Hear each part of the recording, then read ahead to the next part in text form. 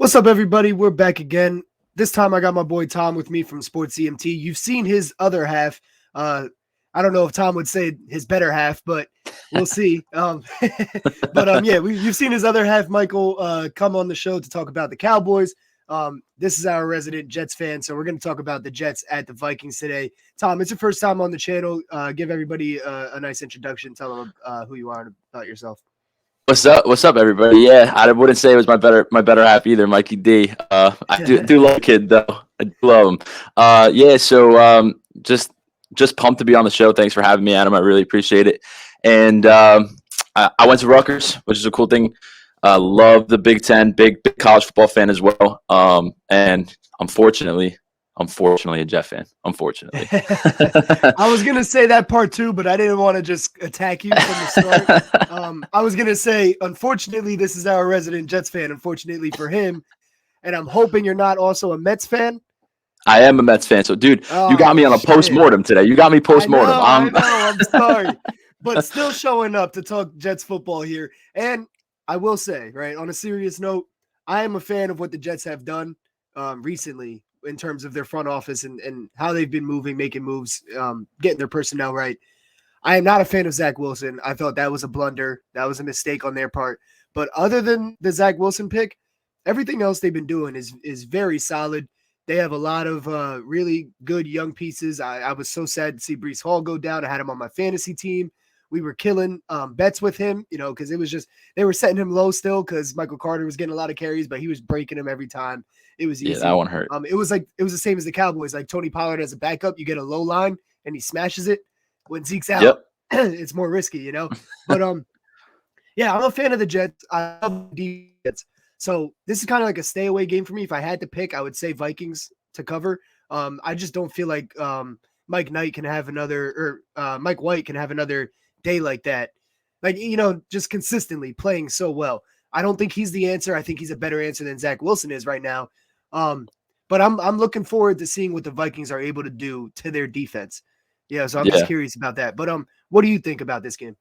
Dude, I'm at a crossroads with the Jets, really, because I feel the same way. I don't know what Mike White is. I kind of want him to just be Jimmy Garoppolo because I really feel like we're like the 49ers of the East Coast, right? Like one game, the Niners, right? They look great. They look like they could be anybody in the NFL. And then they'll lose to a team like the Bears, let's say. I know it was week 1 in Monsoon, but they'll lose to a team like that. And you're like, what? I feel like the Jets are in the same boat. So I think I agree with you 100%, man. I was killing the Zach Wilson pick originally, but mostly because I was a big Sam Darnold guy. And then I just thought like Sam Darnold on a team like this would be the answer compared to like what Zach Wilson did. But I'll go a little biased here. I really think the Jets, I don't know if they're going to win this game outright, but I think they, with the line being at 3 and it's, doesn't have that half a point. I really see like the Jets could this would be either a push or they'll lose by 1, maybe like on a last minute field goal or something like that. I really think the Jets are going to put up a fight. I think Saleh gets his team ready to play teams like this. They're 9-2. The Jets are like 2 New England games away from having the same record. I think these teams are really similar.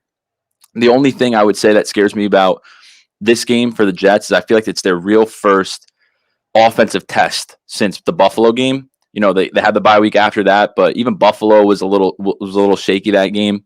So I'm curious to see how that secondary, right, deemed the best cornerback duo in the NFL this year, DJ Reed and Sauce Gardner.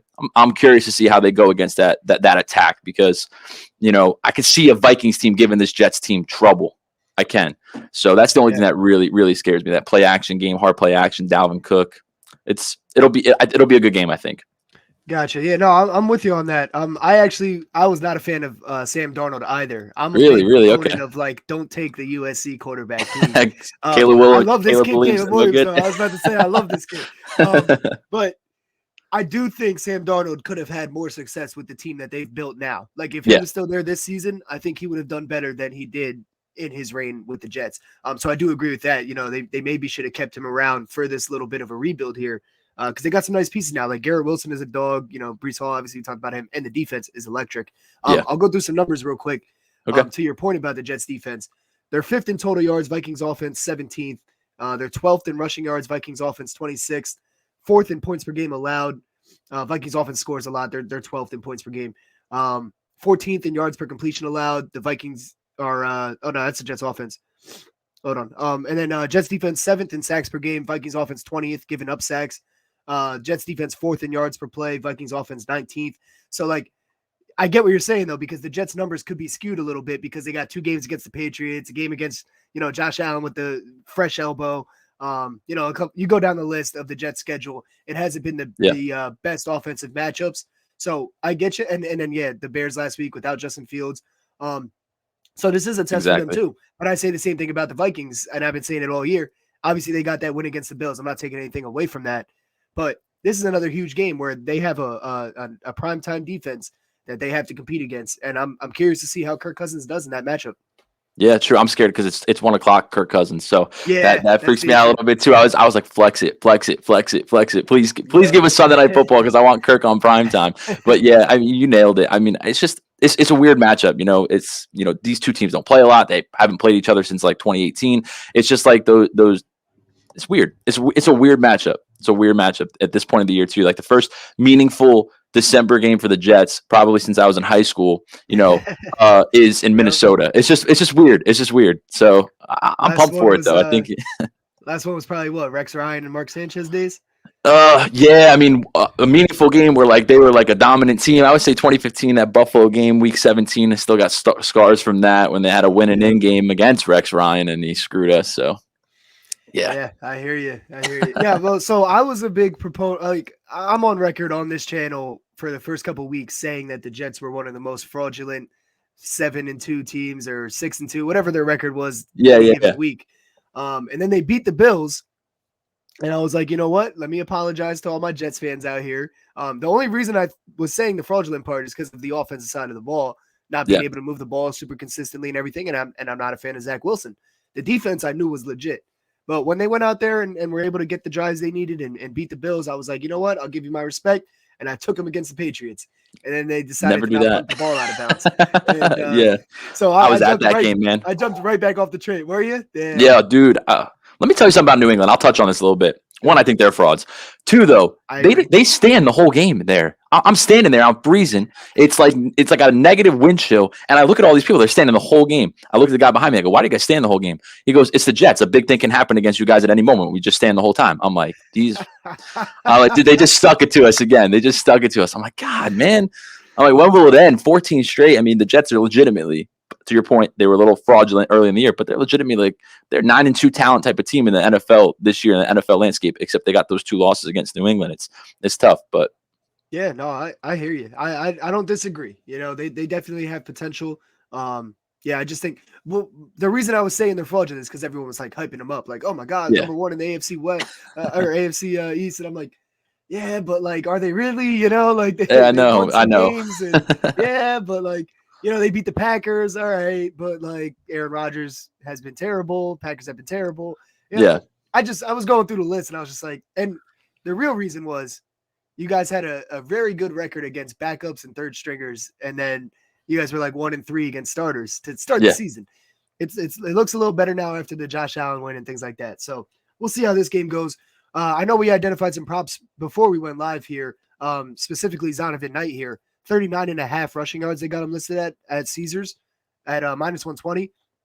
I have a feeling those numbers are going to go up. We only have it listed for Caesars right now.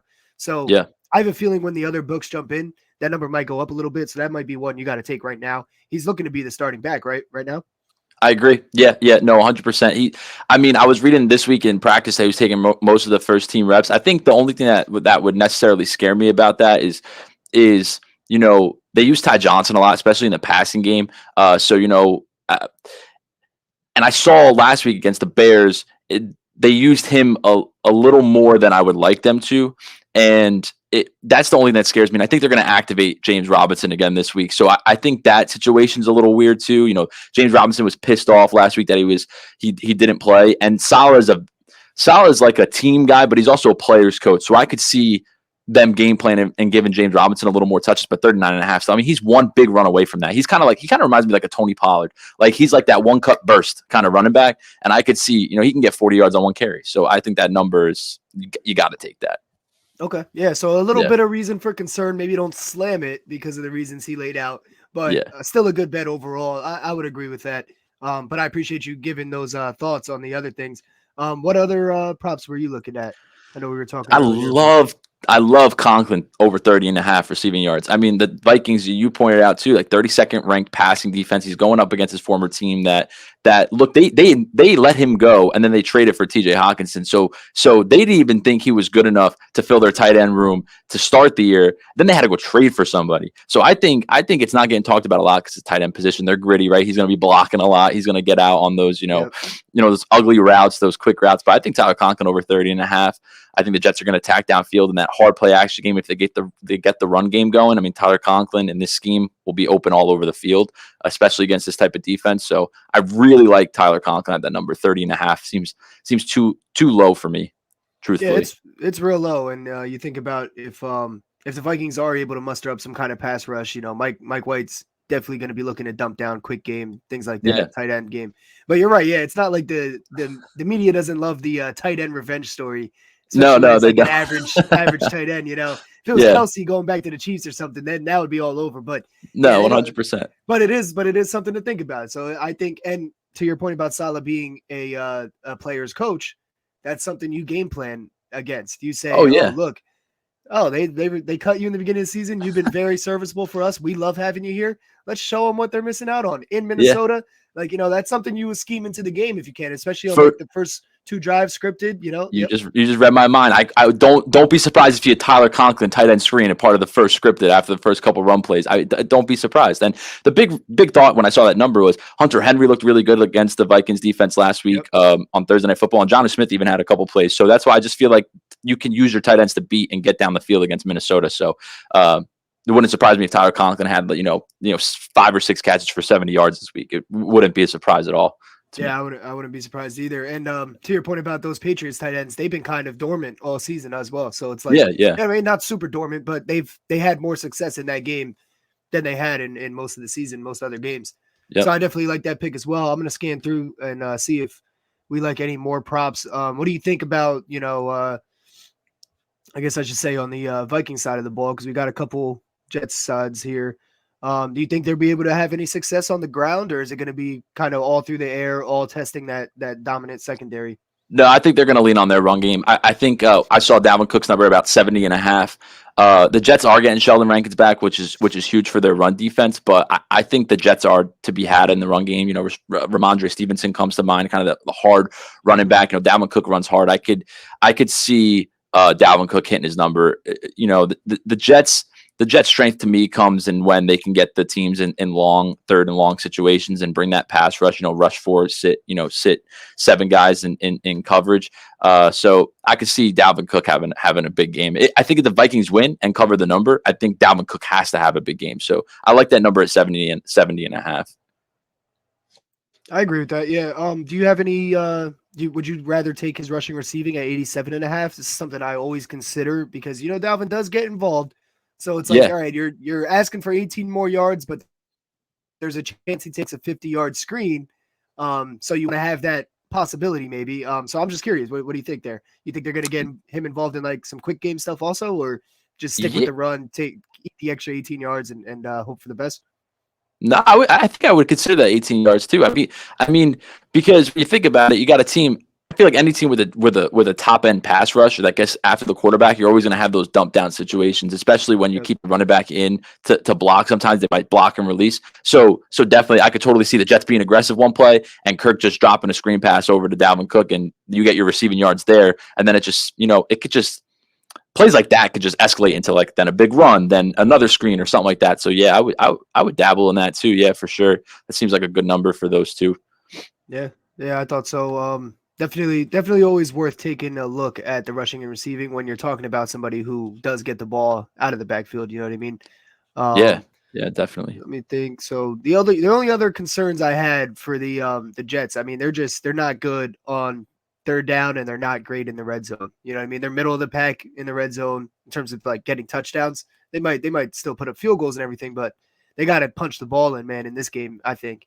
And then they're 29th in third down percentage. Vikings defense isn't great in that department either, but I need to see the Jets have some consistent drives against this Vikings team in order for them to stay in the game, I think. I agree. Here's the big unknown though with the Jets, and we both talked about it earlier. Like, we're not the biggest fans of Mike White. but that's a variable here. I mean, the offense hasn't looked as good as it has all year. Maybe Joe Flacco led against the Browns as it did again with Mike White. I mean, Elijah Moore finally got a touchdown. Garrett Wilson was, getting the ball. That's the variable to me, is what Mike White you're going to get. And that's the thing with the betting lines too, where it's just kind of like, man, if they look like last week, you get Garrett Wilson at like 62.5, you get Corey Davis 34.5. I mean, Mike White threw to like 11 different receivers last week, and he threw for over 300 yards in the downpouring rain. This is in a dome against the 32nd ranked defense. He plays like that, all the Jets receiver props might hit. You don't know, or you're going to get Mike White that threw 4 interceptions against the Bills, and you won't be able to hit Tyler Conklin over 30 or Ty Johnson over 8.5 receiving yards or whatever it's at right now. So it's a variable. It's a big variable. That's a great point. I definitely should have led with the fact that there's a lot of Zach Wilson cooked into those numbers there. Unfortunately, I'll say that word again. I was happy for Jets fans. I know a lot of Jets fans. I'm from Jersey too, so I know a ton of Jets fans, obviously, and so I was happy for them. But I was sad to see Zach Wilson go. It felt like I lost a fallen soldier because I didn't even have to put any thought process or thinking into it. I would just take the unders every week, and they would cash every week. So they would smack. It was like, oh man, now I got to start thinking about the Jets quarterback. Like before, it was just under, stay away from the receivers, even though I think they have talent. Stay away, take the under, maybe take the under in the game too. But now it's like, oh, Mike White might light this shit up. Maybe this shit gets 55 points. Who knows? What do you think about the over/under? We didn't really talk about that at all. How do you see that going, real quick? I think it's gonna be over. I think this is gonna be the first game as a Jet fan, from a Jets fan perspective. This is gonna be the first game because the Vikings play a bunch of games like this. I think where it's gonna be the first time where the Jets got to go score for score. I mean, down the field. I mean, I think it'll be something like a 31-27 type game. I really feel that way, because even when they played the Bills, it was a game like that. So I think the Vikings just play games like that. I think the Jets are just going to be another one of those teams and hoping they win. But I think I would smack that over. I think that's too low for this game. Yeah, no, I hear you. It all depends on how the Vikings offense operates against a really, really elite defense there. We saw what happened when they played a healthy Eagles defense beginning of the season. They only were able to put up 7. Obviously they beat the Bills, but the Bills were a little banked up in some key pieces on that defense there. Also true. And then they ran into the Cowboys, who had a very healthy, dominant defense, and you see what happened. So that's why I'm very curious. Like I don't want to bet either side. I don't know if I trust the Jets offense fully, and I don't know what Vikings team I'm going to get. I know Kirk Cousins gets to hide behind the octo box of red zone at 1:00 here, but other than that, there's not much that I love about this matchup here for the Vikings. So I'm going to stay away and just watch, and this is going to tell me a lot about if the Vikings are legit here. I haven't. They're like one of the most fraudulent 9-2 teams. That's also true. Like that, since we're talking about the Jets here. But, but they have a lot of talent on that team, and the addition of TJ Hawkinson makes them electric on offense. So we'll see how it goes. You got anything else you want to add here?